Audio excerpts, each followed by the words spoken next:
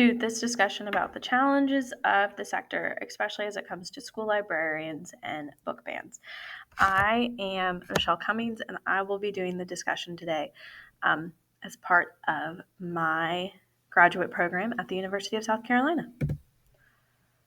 So the first thing I want to do is just introduce myself and just let you guys know that you can follow along with this presentation or keep a presentation for yourself.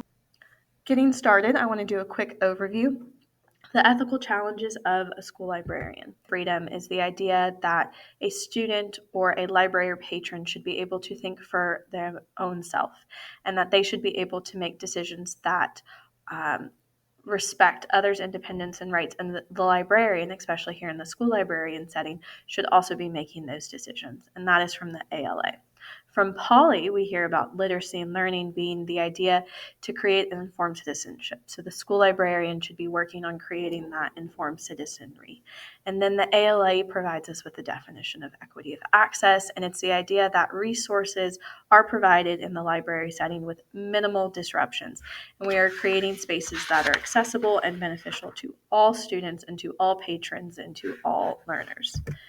ALA once again provides the idea of that privacy is the right to develop one's own ideas, thoughts, opinions free of surveillance. So again, it's the school librarian's job to protect their patrons' privacy when it comes to decisions being made within those library walls or within the library references. And then Copeland provides the definition of service and stewardship, service being that the key role of a librarian is getting information to the people, whether it be books or references or any other way librarians provide information. And finally, stewardship is the idea of management idea that school librarians are going to see as they curate books for their students to read and lessons for their students to learn from. The first challenge that we're going to dive a little bit deeper into is then intellectual freedom.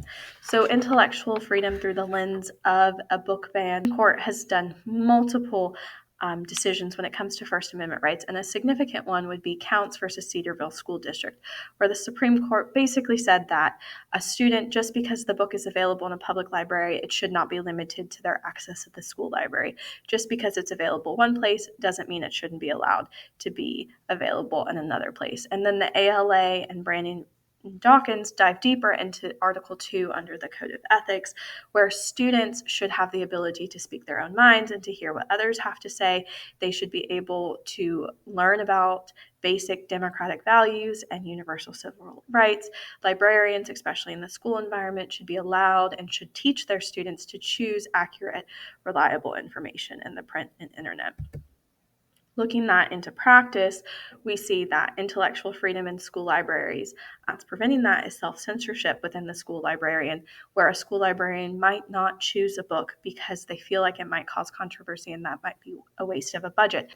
An example of a policy in place that is protecting the intellectual freedom of students in a school library would be the WFHS policy. Librarian Smith has gotten input from staff and students, is looking to curate the collection to fill in gaps that might be missing, to read professional book reviews, and to also consider award list award winners and bestsellers so that the books are well diverse and representing an entire population, not just the one at the school. Moving into the second challenge, we're going to look at equity of access, especially when it comes to a book being banned or a book being questioned. That in the decision of Board of Education, Islands Trees Union Free School District number 26 versus Pico by Pico, the removal of a book from a school library sends the message to students that the book is unacceptable and maybe even the topic is unacceptable. So how do we prevent that? And Brandon and Dawkins, they argue that policies need to not restrict equitable access or even deny access. Policies should be able to handle a controversy before the controversy even happens, and collections should support students' right to access from all different point of views. The governor of South Carolina wrote a letter to the superintendent of education in November of 2021, where he asked the superintendent of education to review the policies and procedures of the school district to make sure that the public school students of South Carolina were not gaining access to inappropriate books and materials. To counteract that, the Florence One schools of South Carolina did revise their policy IJL, that they created a review committee to make sure that it had students and staff and community members on the committee to review the book, read the book, go through the complaints that were written about the book, and then that book, once the decision was made, the book's for 5 years, so it couldn't be questioned again. With equity of access, we also want to respect privacy, and that leads us into challenge number 3. Privacy is going to first be discussed with the privacy checklist provided by the ALA. And priority 1 is a quick, easy step for librarian professionals, especially in the school library. They can argue and show that a book has been checked out numerous times without revealing what students checked out that book, but it might be harder in steps 2 and 3 to protect their users' privacy, and it might be a little bit harder to implement, especially when district policies might be counteracting the school librarians' attempts. Finally, with privacy, we have to look at the Library Bill of Rights and the idea that children and youth, especially in the school libraries, have the same rights to privacy as adults. We need to make sure our students are aware of their policies and practices and making sure it's in a language that they understand.